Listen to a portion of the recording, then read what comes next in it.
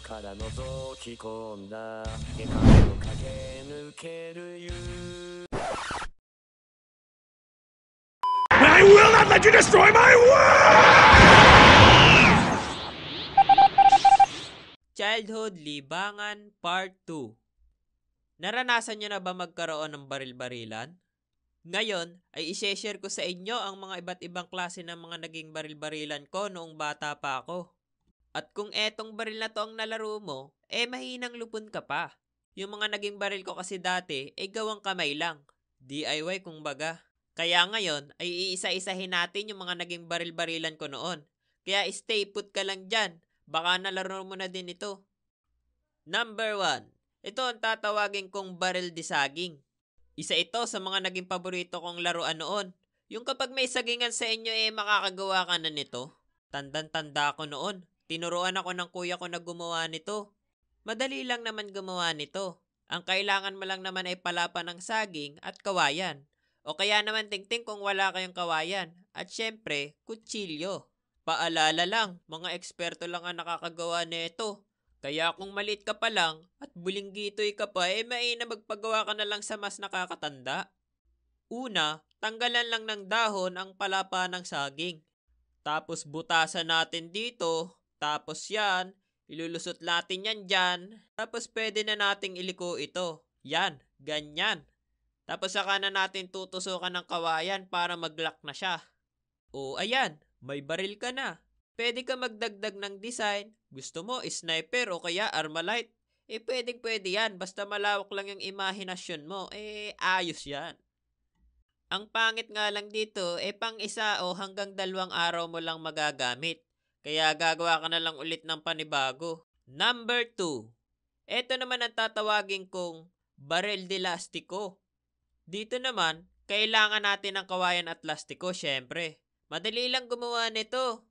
Tamang tali-tali lang ng ganyan. Tapos yan, ganyan, at yan. O, diba? Easy. O, ayan. May baril ka na.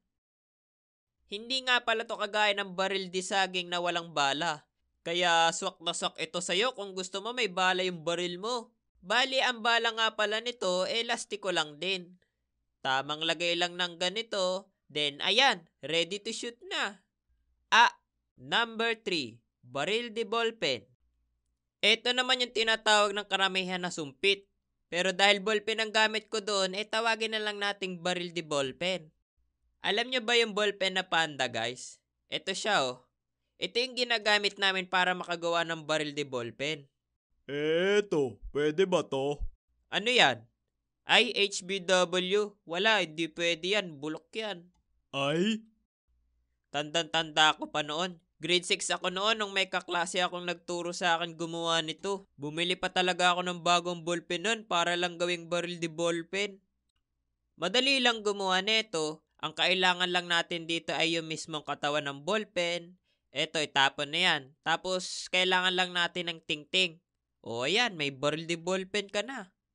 Baril ba yan? Tinanggal mo lang naman yung mga takip Baril yan. Ganto kasi yan. Kailangan mo lang ng 2 bilog na basang papel. Tulak mo muna tong isa. Yan, ganyan. Tapos ito namang isa. Tapos? Yan, okay na yan, tamo. Astig! Sumpit talaga to. Pero dahil wala kaming kawayan, alternate na lang namin yung ballpen na Panda. Kayo ba guys? Ano yung mga baril-barilan nyo dati na kakaiba din? I-comment mo na yan at pag-usapan natin sa comment section. Nalaro nyo na din ba yung mga nalaro kong baril-barilan dati? Kung oo, huwag kalimutang mag-like, share, and subscribe.